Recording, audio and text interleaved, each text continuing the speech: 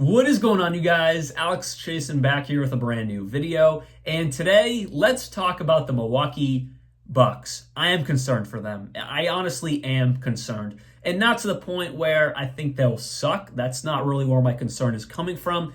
It's really for the future of this team. And it does start now. And my concern kind of trickled into my mind when that whole Damian Lillard trade went down. And a little bit prior to that, seeing Khris Middleton battling with injuries, a huge piece to the success of that championship core, which is trying to do that again. I don't know how likely that is. So that's kind of been in my mind for a few years now. But then we saw the Damian Lillard trade go down for Jrue Holiday. Of course, the season for Jrue Holiday went really well. Huge piece to that Boston Celtics championship core. He looked fantastic in his role. For Damian Lillard and the Milwaukee Bucks, they got bounced out in round one against the Indiana Pacers. Not necessarily the Bucks' fault. Giannis went down with an injury. We'll talk about that a little bit more because that is a concern of mine. But sticking with Damian Lillard, the Bucks made the move for Dame. On paper, everyone could kind of see the reason why they would do this. Things were kind of slowing down in Milwaukee. They won the championship in 2021. The few years after that just weren't the same, not the same deep playoff runs they were looking for, and they really wanted to try to, beat out Boston, who was that team to beat. Obviously, they weren't, the Eastern Conference champions the year before. That was the Miami Heat, but the Boston Celtics got Kristaps Porzingis last offseason, and they were trying to, counteract that, and which they thought was going to be a plus move by giving away Jrue Holiday and getting Damian Lillard in return. Little did they know the Portland Trailblazers were going to give Jrue Holiday to the Boston Celtics, which I think, if you look back on it, or I think if the Bucks look back on it, if they knew that was going to transpire, that being Jrue Holiday from Portland to Boston, I don't think they ever make that move, but it was too late at that point. They got Dame, and then Jrue Holiday got sent to Boston. Either way, that is what it is. As a Celtics fan, I have no complaints. But the Damian Lillard issue is definitely real in Milwaukee. You compare the two, Jrue Holiday, Damian Lillard. Offensively, Damian Lillard by light years. But impact-wise, to win games, to win championships, you have to give it to the man Jrue Holiday, who's now a two-time champion. He's not going to be the best offensive player on the court, but he fits the role perfectly of what you need to win a championship. He is going to be one of the best defenders on the court. He can also play really good offense if you need him to, but he doesn't have to be that guy. For Damian Lillard, he's in that superstar conversation. He has to be that guy.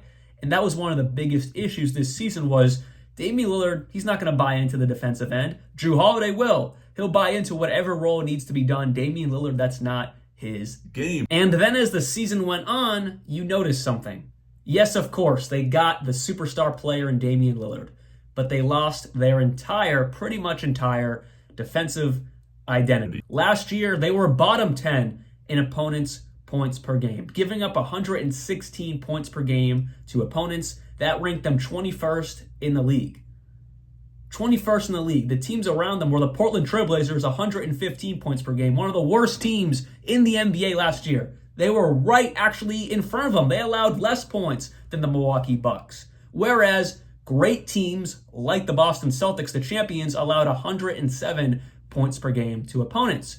You look at another great defensive team, the Orlando Magic, 107 also points per game to opponents. And then number one in the league last year, the Minnesota Timberwolves, giving up 106 points per game to opponents. Their entire defensive identity kind of left the group chat last year, kind of left the team because they lost someone in Jrue Holiday who wasn't a superstar, but he played a superstar role for that team, and they lost that man.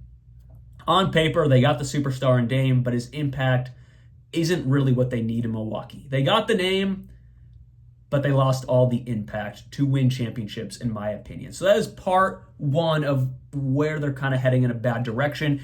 And on top of that, the team's only getting older. I had to write it down because I would forget, but let's just run through this real quick. Giannis is 29 years old. He turns 30 in December. That's not old by any means. He's still in his prime, but I do have a concern about him and his age, and it's specific because I said earlier we'll come back to his injuries. This is 2 playoffs in a row where he's gotten hurt in the first round. 2 in a row. 2 years ago against the Miami Heat, they lost that series, and then last year against the Indiana Pacers, and they lost that series. 2 years in a row, he has been absent for the entire, first round, not the entire first round, but being there for the entire first round, I should say. 2 years in a row, he has become absent from a playoff round. Is this becoming a trend? I'll say 1 year, no, that's bad luck. 2 years, maybe something to look into. If it happens next year, or if he gets severely hurt at any time in this year and misses a significant amount of time, I should say, that is a trend. And that is a concern I would definitely have in Milwaukee, is Giannis and his injuries, because his play has not dipped down. Everyone else I'm going to talk about, pretty much their play has dipped down a little bit. But Giannis is still playing MVP basketball, but he has to be on the court, especially when it comes to playoff time. And that's 2 years in a row he has missed out on being there in the playoffs and aiding in this team's success, I should say, and being that lead guy. It's Giannis. I don't have to describe Giannis. He needs to be there for this team to win playoff series, and he needs to be there for this team to win championships. That's like said without said. Moving on to Damian Lillard. He just turned 34 years old. Again, I think he's out of his prime now. Last year was not a fantastic year, especially he's never been good on defense. It was even worse last year. He averaged around 24 points per game last year. He played his role on the offensive end, but again, for this team to win, I don't want to sound like a broken record. He needs to buy into defense, and he won't. He just won't do it. That's not his game, and he's also getting older. He's 34 for this season. He's getting older. Brook Lopez. I don't have really anything bad to say about Brook Lopez, but his age. He's 36 years old. He'll be 37 in early April when the playoff, comes around. He is getting older. Luckily, he is still playing, solid basketball. He'll give you 12 points a night. He'll give you a good amount of rebounds. He'll give you two blocks a night. Great low post defensive presence. But how much more are we going to get of that Brook Lopez? I have no clue. And then there's Khris Middleton, who at this point in his career cannot be trusted to be on the court more than 55 to 60 games.